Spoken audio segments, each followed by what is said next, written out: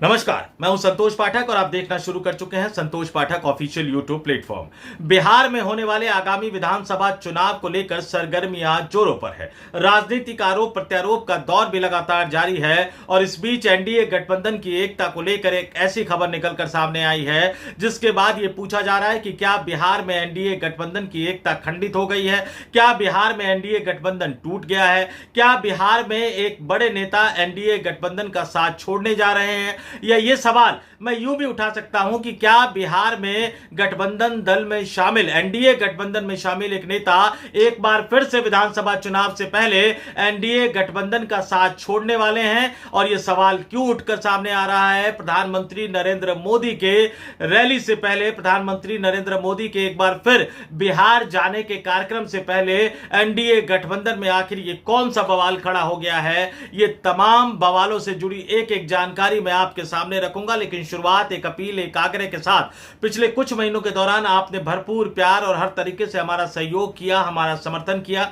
लेकिन पिछले कुछ दिनों के दौरान जिस तरह से हमारे वीडियो डिलीट किए गए, मल्टीपल रिपोर्टिंग के जरिए वीडियो डिलीट करवाए गए, जिस तरह से यूट्यूब ने हमारे ऊपर एक तरह से प्रतिबंध लगा दिया, लेकिन उसके बावजूद भी हमारा हौसला नहीं चूका।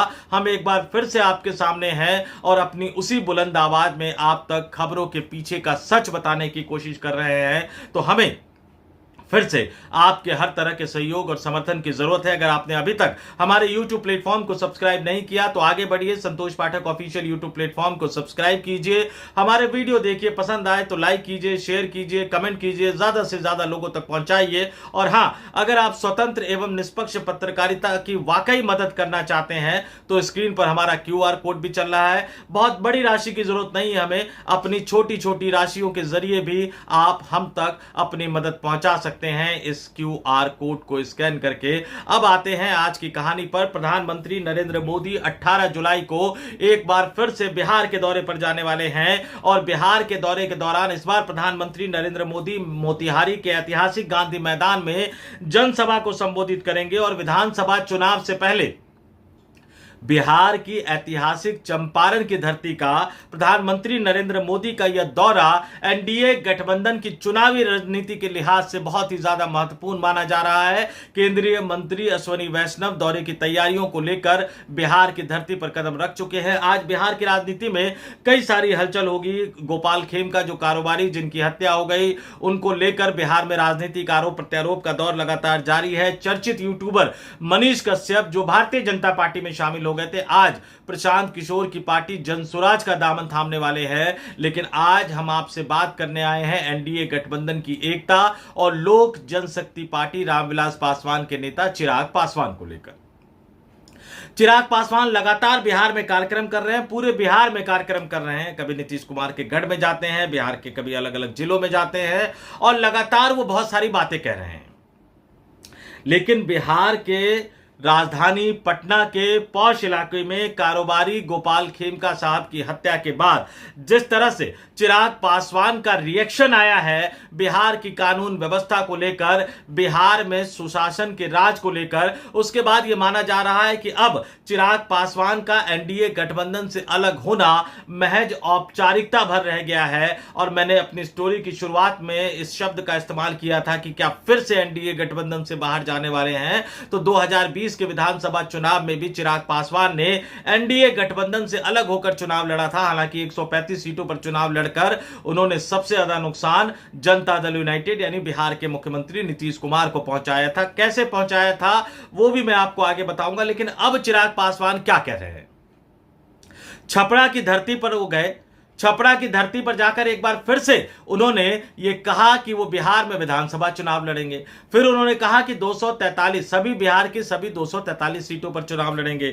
और जब कानून व्यवस्था की स्थिति के बारे में उनसे पूछा गया, जब उनसे ये पूछा गया कि बिहार में कानून व्यवस्था को लेकर जो आरोप लगाए जा रहे हैं, जिस तरह की बातें कही जा रही हैं, उस पर उनका क्या कहना है, तो उन्होंने कानून व्यवस्था की स्थिति पर सवाल उठाया, बिहार में सुशासन पर सवाल उठाया। सिर्फ एक घटना नहीं, बल्कि वो बोलते बोलते ये बोल गए कि इस तरह की कई घटनाएं हो रही हैं और हमें सोचने की जरूरत है। यानी चिराग पासवान का यह बयान विपक्षी नेताओं के, चाहे तेजस्वी यादव की बात करें, चाहे प्रशांत किशोर की बात करें या अन्य विपक्षी राजनीतिक दलों के नेताओं की बात करें, उनके सुर में सुर मिलाता हुआ नजर आ रहा है। और इसलिए चिराग पासवान के इस बयान ने एनडीए गठबंधन में शामिल राजनीतिक दलों में, खासतौर से जनता दल यूनाइटेड के नेताओं के अंदर एक बार फिर से खलबली मचा दी है कि आखिर चिराग पासवान चाहते क्या हैं।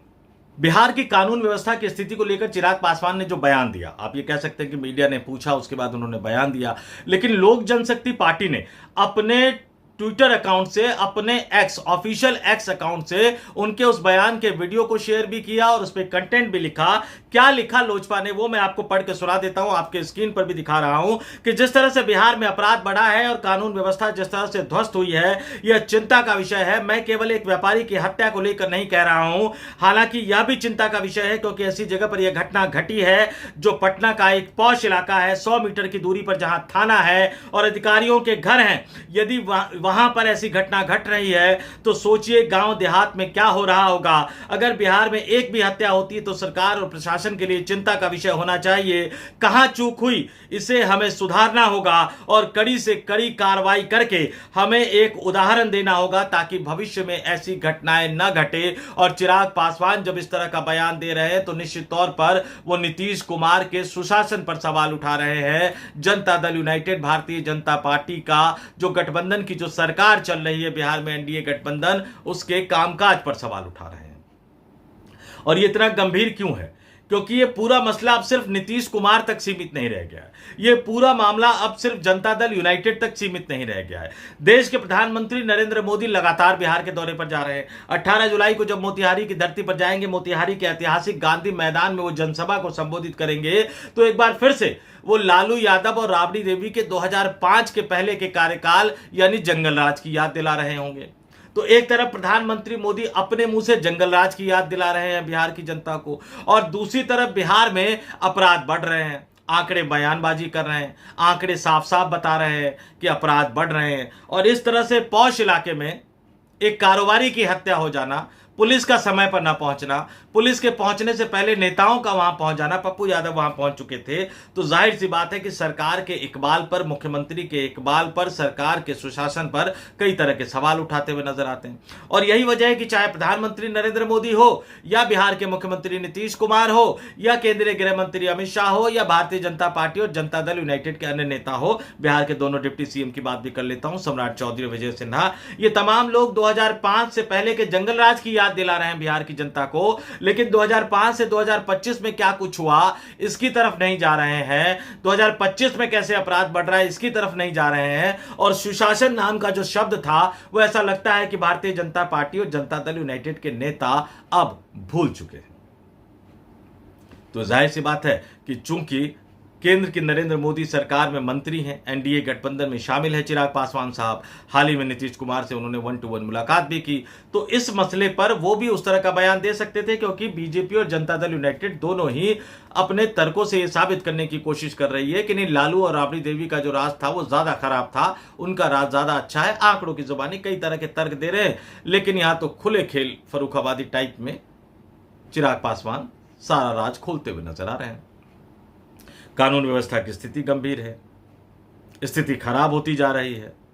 जब पौष इलाके में यह हालत है, यानी बिहार की राजधानी पटना के पौष इलाके में यह हालत है कि कारोबारी की हत्या हो जाती है, तो फिर बिहार के गांव देहात की क्या हालत होगी, ये कहकर चिराग पासवान विपक्षी नेताओं के सुर में सुर मिलाते हुए नजर आ रहे हैं। अपने ही एनडीए गठबंधन की पोल खोलते हुए नजर आ रहे हैं, अपने ही एनडीए गठबंधन की सरकार के मुखिया, मुख्यमंत्री की पोल खोलते हुए नजर आ रहे हैं। और इससे, क्योंकि इससे पहले जो वो बयान दे रहे थे कि विधानसभा का चुनाव लड़ेंगे, बिहार की सभी 243 विधानसभा सीटों पर लड़ेंगे, विकसित बिहार बनाने के लिए बिहार उनको बुला रहा है, इन तमाम तरह के बयानों के बाद यह समझा जा रहा था कि शायद सीटों को लेकर वो बार्गेनिंग कर रहे हैं, क्योंकि 40 के आसपास वो सीट चाहते हैं। फिलहाल वर्तमान समीकरण में 25 से ज्यादा सीट उनको मिलने की संभावना नजर नहीं आ रही है, तो वो बार्गेनिंग पावर बढ़ाने के लिए इस तरह का बयान दे रहे हैं। लेकिन अब सीधे सीधे कानून व्यवस्था पर सवाल उठाना, सीधे सीधे सुशासन पर सवाल उठाना, यानी प्रधानमंत्री नरेंद्र मोदी के बयान की काट करना, प्रधानमंत्री नरेंद्र मोदी के जंगल राज वाले बार बार भाषण जो देते हैं नरेंद्र मोदी,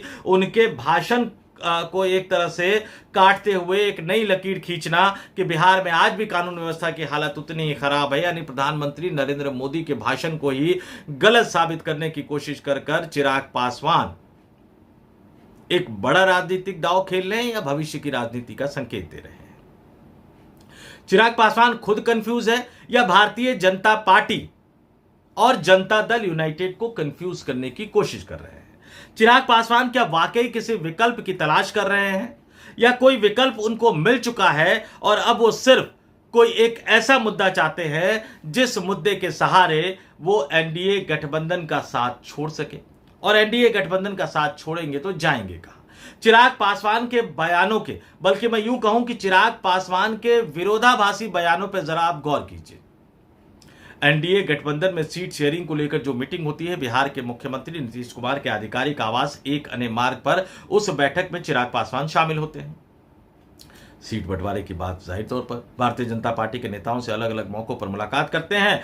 बिहार में जाकर मंच पर जाकर कहते हैं कि सभी 243 सीटों पर चुनाव लड़ेंगे, फिर कहते हैं एनडीए गठबंधन को जिताएंगे भी। अब 243 सीट पर चुनाव लड़के किसको हराएंगे, किसको जिताएंगे, पता नहीं। फिर वो कहते हैं कि बिहार 3 बार सांसद बनकर उनको समझ में आ गया कि बिहार को विकसित बिहार बनाने के लिए उनको बिहार जाना पड़ेगा, तो नीतीश कुमार और भारतीय जनता पार्टी, क्योंकि सिर्फ नीतीश कुमार सरकार नहीं चला रहे हैं, नीतीश कुमार और भारतीय जनता पार्टी के गठबंधन की सरकार में बिहार में विकास नहीं हो पाया, यह कहकर वो अपने ही गठबंधन की पोल खोलते हुए नजर आ रहे हैं। फिर एक तरफ वो कहते हैं कि बिहार में मुख्यमंत्री की कुर्सी खाली नहीं है और दूसरी तरफ वो कहते हैं कि बिहार उनको बुला रहा है। उनके जीजा जो कि लोकसभा सांसद है, पार्टी के चीफ विप भी है, वो भी बार बार इस तरह की बातें कहते रहते हैं कि बिहार चिराग पासवान साहब को बुला रहा है। उनके जो बहनोई है जिनका मैंने जिक्र किया, उनके बहनोई के बयान अगर आप सुनेंगे, अभी कुछ दिन पहले उनके बहनोई ने बाकायदा अरुण भारती साहब ने एक वीडियो जारी किया और वीडियो जारी करके वो ऐलान ये भी करते हुए नजर आए कि विधानसभा सीट के नाम का ऐलान भी करते हुए नजर आए कि वहां से बहुत ज्यादा पुकार आ रही है, बिहार उनको बुला रहा है। अब बिहार अगर चिराग पासवान को बुला रहा है एनडीए गठबंधन में शामिल होने के बावजूद, तो एनडीए गठबंधन के बिहार में जो नेता है नीतीश कुमार साहब, वो क्या करेंगे? अब आप ये सोच लीजिए। फिर दूसरी बात है कि अगर बिहार में मुख्यमंत्री की कुर्सी खाली नहीं है तो क्या चिराग पासवान केंद्र की सरकार में कैबिनेट मंत्री का पद छोड़कर, लोकसभा के सांसद ही छोड़कर बिहार में विधायक बनने के लिए सिर्फ जा रहे हैं? इस पर तो शायद किसी को भी भरोसा नहीं होगा। तो एक तरफ आप विरोधाभासी बयान दे रहे हैं, कब क्या कह रहे हैं, आपके बयान के क्या मायने हैं वो निकलकर सामने नहीं आ रहा, और अब सीधे सीधे आपने प्रधानमंत्री नरेंद्र मोदी की बात को काटते हुए बिहार की कानून व्यवस्था की स्थिति पर सवाल उठा दिया। भारतीय जनता पार्टी और जनता दल यूनाइटेड लालू यादव और राबड़ी देवी के जंगल राज को मुद्दा बनाने की कोशिश कर रही है। प्रधानमंत्री नरेंद्र मोदी भी 2005 से पहले के लालू यादव और राबड़ी देवी के राज को जंगल राज की संज्ञा देते हुए उसको मुद्दा बनाने की कोशिश कर रहे हैं। और दूसरी तरफ चिराग पासवान 2025 में एनडीए गठबंधन की जो सरकार चल रही है, जिसके मुखिया नीतीश कुमार है, उस नीतीश सरकार की कानून व्यवस्था की स्थिति पर सवाल उठा रहे हैं। और इसलिए मैं कह रहा हूं कि क्या चिराग पासवान एनडीए गठबंधन से विदा होने का मन बना चुके हैं 2020 की तरह? क्या वो 2020 की तरह इस बार सिर्फ नीतीश कुमार की पार्टी को हराने के लिए चुनाव में लड़ेंगे, या फिर इस बार वो पूरे एनडीए गठबंधन के खिलाफ चुनाव लड़ेंगे? क्या उन्हें जिस तरह से घर खाली करवाया गया, जिस तरह से उनकी पार्टी तोड़ी गई, वो अपमान याद है? और क्या अब चिराग पासवान अपने उस अपमान का बदला भारतीय जनता पार्टी से भी लेने की तैयारी कर रहे हैं? पिछली बार वो देश के प्रधानमंत्री नरेंद्र मोदी के हनुमान बनकर बिहार की 135 सीटों पर चुनाव लड़ गए। जीत तो वो एक ही पाए, लेकिन नीतीश कुमार को एनडीए गठबंधन में दूसरे नंबर की पार्टी बना दिया, छोटे भाई की भूमिका में ला दिया। और फिर जिस तरह से उनके साथ व्यवहार किया गया, पार्टी तोड़ी गई, घर खाली करवा लिया गया, बिल्कुल अलग थलग पड़ गए थे, इकलौते पड़ गए थे। उसके बाद जिस तरह से वापस उन्होंने राजनीति में अपने आप को प्रासंगिक बनाए रखने के लिए जमीन पर उतरकर मेहनत की, लोकसभा चुनाव जीत कर आए, मंत्री बन गए, चाचा को साइड कर दिया, तो क्या अब उनको लग रहा है कि उनके पास एक बेहतरीन मौका है भारतीय जनता पार्टी के साथ अपना हिसाब किताब बराबर करने के लिए, क्योंकि अब सिर्फ राजनीतिक बयानबाजी तक उनके बयान सीमित नहीं रह गए हैं। कानून व्यवस्था की स्थिति पर सवाल उठाकर चिराग पासवान ने कहीं ना कहीं एक बड़ी लकीर खींचने की कोशिश की है, और ये बड़ी लकीर जो वो खींचने की कोशिश कर रहे हैं वो उन्हें एनडीए गठबंधन से बाहर जाता हुआ दिखाई दे रहा है। लेकिन यहां एक संभावना यह भी जताई जा रही है कि चिराग पासवान शायद एनडीए गठबंधन से बाहर जाने का जोखिम ना उठा पाए। वो इस तरह का बयान लोजपा को मजबूत करने के लिए दे रहे हैं, और तय मानकर चलिए कि वाकई अगर वो इस तरह का बयान दे रहे हैं तो फिर बिहार की राजनीति में उनकी विश्वसनीयता घट जाएगी। रामविलास पासवान ने लंबे समय तक संघर्ष करके अपनी विश्वसनीयता बनाई थी, अपना एक समर्पित वोट बैंक बनाया था, तो एक आध बार पाला बदल भी लेते थे तो अपने समर्थकों को वो कन्विंस कर लेते थे। चिराग पासवान अगर उस तरह का खेल खेल रहे हैं तो फिर वो अपने समर्थकों को कन्विंस नहीं कर पाएंगे। यानी चिराग पासवान के लिए एक दोधारी तलवार है, और यहां उन्होंने खेला करने की कोशिश की बिहार की जनता के साथ, बिहार के मतदाताओं के साथ। तो कोई शक नहीं है कि इस बार खेला खुद उनके साथ हो जाएगा। तो इंतजार करते हैं कि 18 जुलाई को बिहार की धरती पर जाकर देश के प्रधानमंत्री नरेंद्र मोदी एक बार फिर से क्या कहते हैं, चिराग पासवान के बयान पर जनता दल यूनाइटेड के नेता क्या बयान देते हैं, भारतीय जनता पार्टी के नेता क्या बयान देते हैं, और चिराग पासवान अगर किसी अन्य तरह की राजनीति करना चाहते हैं तो आने वाले दिनों में वो कौन सा बहाना लेकर एनडीए गठबंधन का साथ छोड़ते हुए नजर आते हैं।